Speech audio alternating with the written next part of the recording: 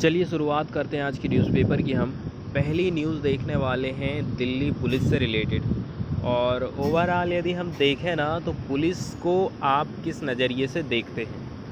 पहला नज़रिया तो यही रहता है हमारा कि पुलिस हमारी सेफ्टी के लिए, हमारी सुरक्षा के लिए है। लेकिन कभी कभी क्या होता है ना, पुलिस अच्छे से काम नहीं करती है। इसी के चलते चलते जो हमारी न्यायपालिका है वो फिर इंटरफेयर करती है इसके कामकाज में। दिल्ली पुलिस ने जब सही से जांच नहीं की किसी मामले की तो उसके ऊपर 25,000 रुपया का जुर्माना लगाया गया था। तो आखिर ये क्या ऐसा इंसिडेंट था, क्या हुआ था, उसके बारे में थोड़ी सी जानकारी हम देखेंगे। तो अब हम शुरुआत करते हैं अपने न्यूज़ की और देख लेते हैं। Delhi police fine 25,000 for partial probe. ठीक है, तो दिल्ली की जो लोकल कोर्ट है here imposed A cost of 25,000 on Delhi police. Delhi police के ऊपर लोकल कोर्ट के द्वारा 25,000 रुपया का जुर्माना ठोका गया है। ठीक है, क्यों ठोका गया है? क्योंकि पिछले साल जो दंगा हुआ था तो एक व्यक्ति की गन शॉट होने के कारण इंजरी हो गई थी his left I during the Riot last year. तो जब व्यक्ति ने एफआईआर दर्ज कराना चाहा तो उसकी एफआईआर दर्ज नहीं होती है। दूसरी बात यह है, ना ही किसी प्रकार से पुलिस खुद से इंक्वायरी करती है कि क्या वाकई में ऐसा कुछ हो सकता है, क्या कोई आई विटनेस मौजूद है। और दूसरी ओर पुलिस जो है लोगों को बचाने का काम ऐसा करती है कि आप जिसका नाम ले रहे हो ना वो व्यक्ति उस समय ऑफिस में था, जिन व्यक्तियों के आप नाम गिना रहे हो वो व्यक्ति वहाँ पर मौजूद नहीं थे। इस प्रकार से यहाँ पर पुलिस की हमें कुछ दोषपूर्ण कमियाँ नज़र आती हैं। तो जो एडिशनल सेशन जज है विनोद यादव, इन्होंने बहुत ही कड़ी आलोचना की थी दिल्ली पुलिस की। ठीक है, for registration of an FIR based on complaint of the victim Mohammad Nasir, a resident of north Gonda in Delhi. तो नॉर्थ दिल्ली के रहने वाले थे। जब इन्होंने एफआईआर करने की बात कही दिल्ली पुलिस के द्वारा तो उन्होंने कोई भी एफआईआर दर्ज नहीं की थी। आजकल ऐसा ही हो गया है, पुलिस एफआईआर दर्ज आसानी से करती नहीं है, बस घुमाते फिराते रहती है। अब हम बात करते हैं पार्टिकुलर इंसिडेंट की। तो the incident in question took place on 24 फरवरी, पिछले साल की ये बात है, जब ये जो व्यक्ति हैं नासिर, ये अपनी सिस्टर को ला रहे थे घर from Max hospital in Shalimar Bagh. जब इनकी कैब पहुंची खजरी चौक, उन्होंने कुछ चाउस देखा, गड़बड़ी देखा और फायर्स ऑल अराउंड, चारों तरफ से उनको आग दिखाई दी। इसके बाद जो पुलिस ऑफिशियल उस समय प्रेजेंट थे उन्होंने एडवाइस दिया कि आप जो नॉर्मल रूट से जा रहे हैं ना उसको अवॉइड कर दीजिए। They took a detour but were stopped by rioters near rubber factory chowk. अब दूसरे रास्ते से तो ये चले गए, लेकिन वहाँ पर भी इनको जो दंगाई लोग हैं उनके द्वारा रोक दिया गया। They were allowed to proceed after, जो नासिर हैं told the rioters his name was Krishna. अब इसी के चलते चलते इसने अपना नाम क्या बता दिया, कृष्णा नाम गलत बता दिया कहीं कुछ हो ना जाए करके। फिर कैब ड्राइवर, ठीक है, insisted that he did not want to go any further due to the situation. Driver मना कर देता है कि मैं आगे नहीं जा सकता। इसीलिए जो नासिर है और उसको जो सिस्टर है उन्होंने कैब को छोड़ दिया Gokalpuri flyover. On reaching the street of his house he noticed a mob around, 100 से लेकर के 150 पीपल उसको सामने दिखाई दिए, carrying rod, पिस्तल, petrol bomb and sword. और यहाँ पर उनको जो नेतृत्व दिखाई दिया led by MS Tyagi store.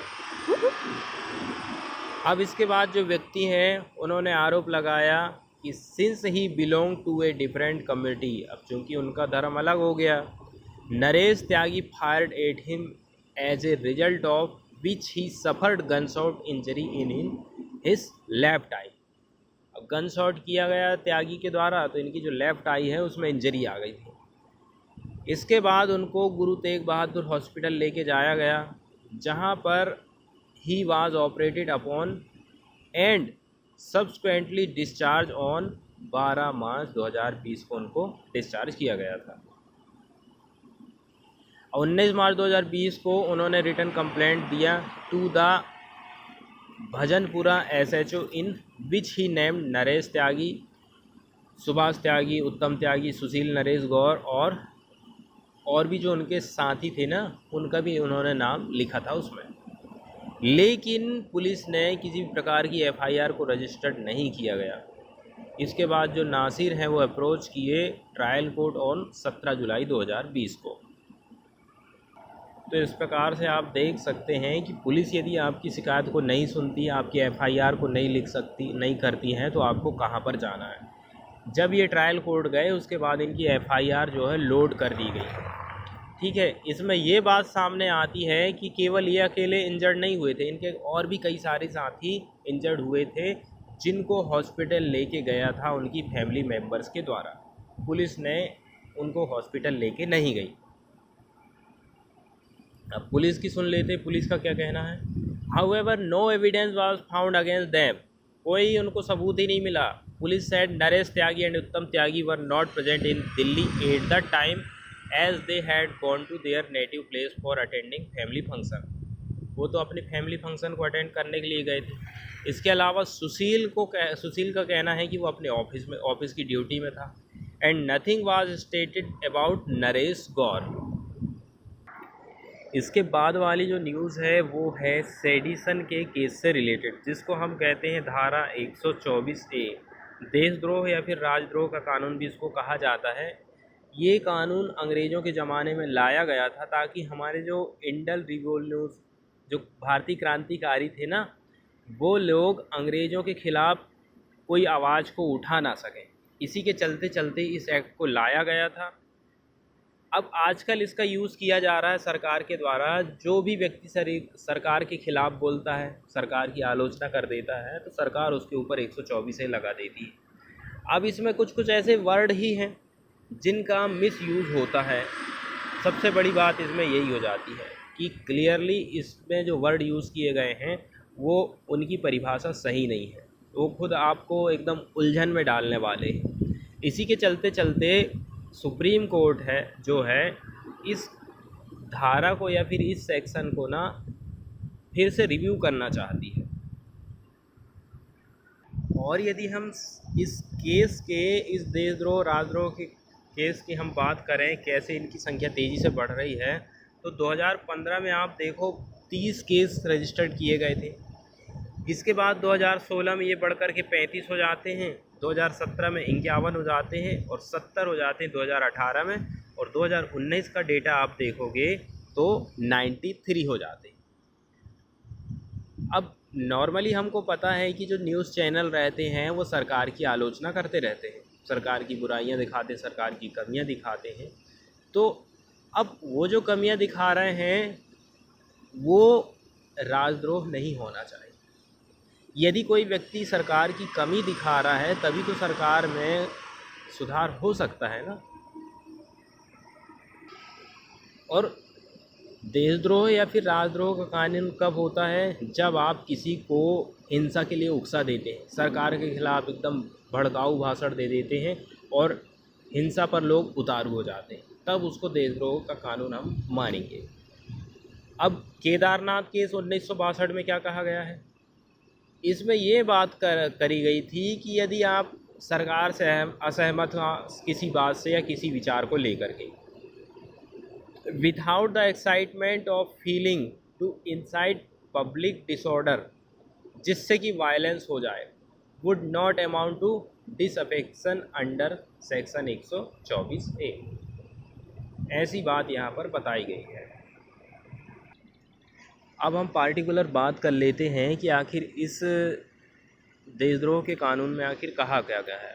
तो सेक्शन 124A IPC क्या कहती है, किसी भी माध्यम के द्वारा, चाहे हम अपने शब्दों के द्वारा बोलकर कहें, आइदर स्पोकन या फिर रिटन, या तो आप लिखित में कर रहे हैं, या फिर बाई किसी प्रकार का आप चिन्ह साइन के माध्यम से कर रहे हैं, या फिर विजिबल रिप्रेजेंटेशन के माध्यम से, या फिर इन माध्यमों से आप क्या करते हैं, attempt to bring into hated या फिर कंटेम्प्ट, मतलब या तो लोगों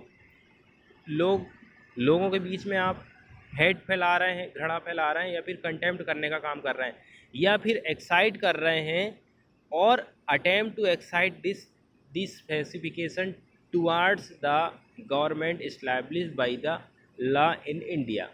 सरकार के खिलाफ में यदि आप लोगों को इस प्रकार से डिसएफिकेशन फैला रहे हैं या फिर उनको भड़का रहे हैं, तब आपको पनिशमेंट दिया जाएगा for life, to which a fine may be added, या फिर विथ इम्प्रिजनमेंट मतलब जेल, which may be extend to 3 years. अब यहाँ जो वर्ड यूज़ किए गए हैं, जैसे कि हमको देखने को मिलता है डिसअफेक्शन टुवार्ड गवर्नमेंट, एक ये वर्ड हो गया, कंटेम्प्ट टुवार्ड गवर्नमेंट। अब ये जो शब्द हैं, 2 शब्द इसमें यूज़ किए गए हैं। इस प्रकार की घटना यदि किसी व्यक्ति के द्वारा की जाती है तो वो देशद्रोह का कानून माना जाएगा। ये जो वर्ड यूज़ किए गए हैं ये एकदम क्लियर नहीं है, एकदम उलझाने वाले शब्द हैं, इसी के कारण से इसका मिसयूज़ होता है। इसके बाद वाली न्यूज़ हम देखने वाले हैं राजस्थान से। तो राजस्थान के जो मिनिस्टर हैं उन्होंने पॉपुलेशन कंट्रोल के ऊपर अपने कुछ विचार व्यक्त किए। अभी हमने असम और उत्तर प्रदेश में ये कानून देख लिए हैं ना, तो राजस्थान भी अब इसी प्रकार से सहमति है राजस्थान गवर्नमेंट की कि हम भी इसी प्रकार का कोई कानून लाएं। वो तो कहते हैं कि इस प्रकार का जो कानून है पूरे देश में होना चाहिए। After the BJP government Assam और उत्तर प्रदेश, इन्होंने अनाउंस किया है their intent to bring a population control policy. और अभी यदि हम ऑलरेडी देखें ना, राजस्थान की बात करें तो under section 19 first of the Rajasthan Panchayati Raj act 1994, no person can become a panch और या फिर member of Panchayati Raj institution if he has more than 2 children. यदि किसी व्यक्ति के 2 से अधिक बच्चे हैं तो वो पंच नहीं बन सकता है किसी भी पंचायती राज इंस्टीट्यूशन का, ठीक है। अब जब इसके पहले बीजेपी की सरकार थी तो उन्होंने थोड़ा सा नॉर्म्स को हल्का कर दिया था, सॉफ्ट कर दिया था।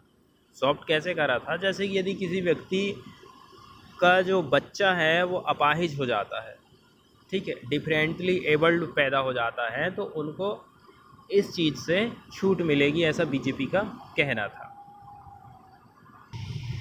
आगे इनका ऐसा कहना है कि हमारे देश की जनसंख्या इतनी ज़्यादा है कि हमारे पास जो संसाधन अवेलेबल हैं, ख़ास करके मेडिकल के फील्ड की यदि हम बात करें तो हमारे पास उतने रिसोर्सेज अवेलेबल नहीं थे, चाहे वो डॉक्टर की बात हो, वैक्सीन की बात हो या फिर हॉस्पिटल की बात हो। ये तो सब पॉपुलेशन बढ़ने के कारण ही ऐसा हो रहा है। तो कंट्री को सोचना चाहिए controlling the population so that the future generation can get better education, health care and other facilities for a better quality of life. अब ये जो टाइम आ गया है कि हम दो हमारे एक V2 एंड 1 चाइल्ड। तो राजस्थान के जो नेता हैं वो कह रहे हैं कि हम दो हमारा एक, मतलब एक बच्चों वाली पॉलिसी ये चाहते हैं। इसके बाद वाली न्यूज़ हम देखने वाले हैं पंजाब से। Punjab to waive 590 crore loan of landless farmer. तो ऐसे किसान जिनकी अपनी खुद की ज़मीन नहीं है, दूसरे की ज़मीन में वो खेती कर रहे हैं किराए से ले करके, तो लैंडलेस फार्मर का 590 करोड़ रुपया का जो लोन है उसको माफ़ करेगी पंजाब की सरकार। Checks for labourer 2 will be issued on August 20। इसके अलावा ये 20 अगस्त को चेक को देने वाले हैं। अब चूँकि पता है कि जो है असेंबली इलेक्शन आने वाले हैं, ड्यू अर्ली नेक्स्ट ईयर। इसी के चलते चलते Congress government in Punjab has announce waiver of 590 crore in loans under the farm डेप्ट वेवियर स्कीम। किन के लिए है ये? जो लेबर लोग हैं वो, और जो लैंडलेस फार्मिंग कम्युनिटी है उन लोगों के लिए स्कीम है। इसके अलावा चेक भी ये प्रोवाइड करेंगे 20 अगस्त के दिन, ऐसा ऑफिशियल स्टेटमेंट का कहना है। तो गवर्नमेंट टोटल 520 करोड़ रुपया का लोन माफ़ करेगी। इसमें शामिल हैं 2,85,325 member of the primary agriculture cooperative societies. इतने सारे लोग इस सोसाइटी के इसमें शामिल हैं। 10 इंश्योरिंग ए रिलीफ ऑफ 20,000 प्रति मेंबर पड़ रहा, मतलब एक व्यक्ति को 20,000 रुपये की छूट यहाँ पर मिल रही है।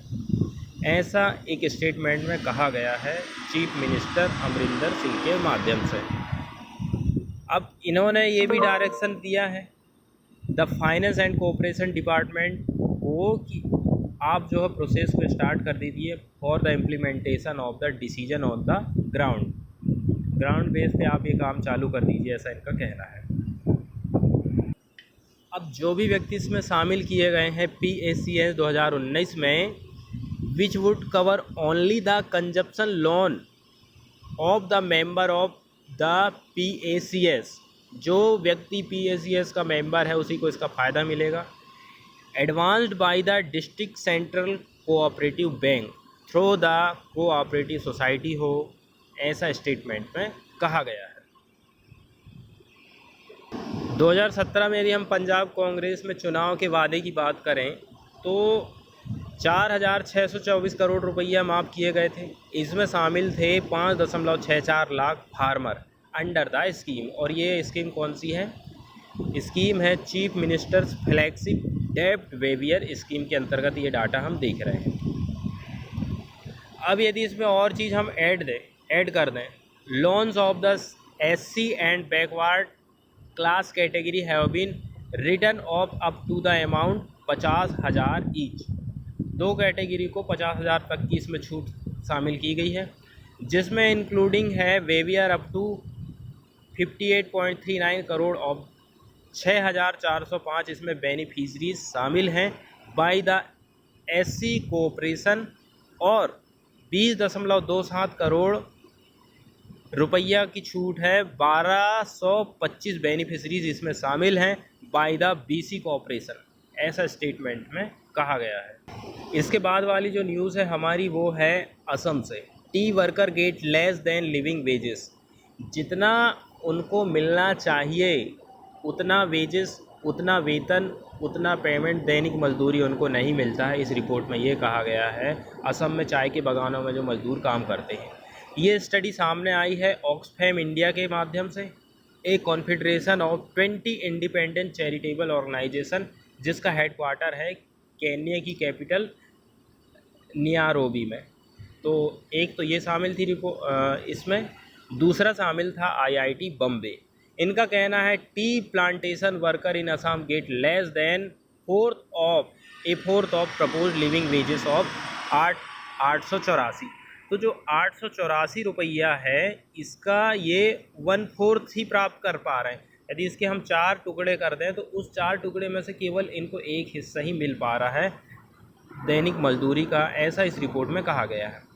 इसमें यह बात भी कही गई है कि जो टी लेबर हैं असम में do not get the entire amount of 205 रुपया।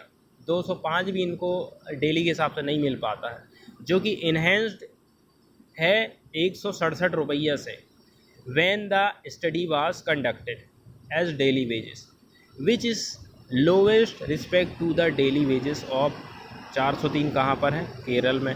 349 कहाँ है? कर्नाटका में। और तमिलनाडु में 333 रुपया उनको मिल रहा है। असम में देख सकते हैं आप 205 रुपये भी इनको नहीं मिल रहा है। Living veg, Oxfam India report का टाइटल है in defence of living wages for tea plantation worker, evidence from Assam. ये इसका टाइटल रखा गया है इस स्टडी का। ठीक है। अब is an relation to International Labour Organisation का concept of decent work and quality of life. काम कैसा ले रहे हैं और उनकी लाइफ कैसी, क्वालिटी लाइफ कैसी है। अब अकॉर्डिंग टू रिपोर्ट यदि हम देखें, वुमेन जो वर्कर हैं अर्न करती हैं 80% ऑफ द एवरेज 4,672 रुपया का 80%। Each of their mail counter part earn a month. अब जितना भी वो पुरुष व्यक्ति कमा रहा है उसका वो केवल 80% हिस्सा ही कमा पाती हैं वहाँ की महिलाएं। When you take non cash benefits the total wage works out to an average of 390 in the Brahmaputra valley. यदि नॉन कैश बेनिफिट की बात कर लें, जैसे कि पैसा के साथ साथ में उनको कुछ और चीज़ें भी प्रोवाइड कर दी जाती हैं, तो उस चीज़ की कीमत को आप जोड़ दोगे ना तो 390 रुपया पड़ जाता है एक लेबर को ब्रह्मपुत्र वैली में।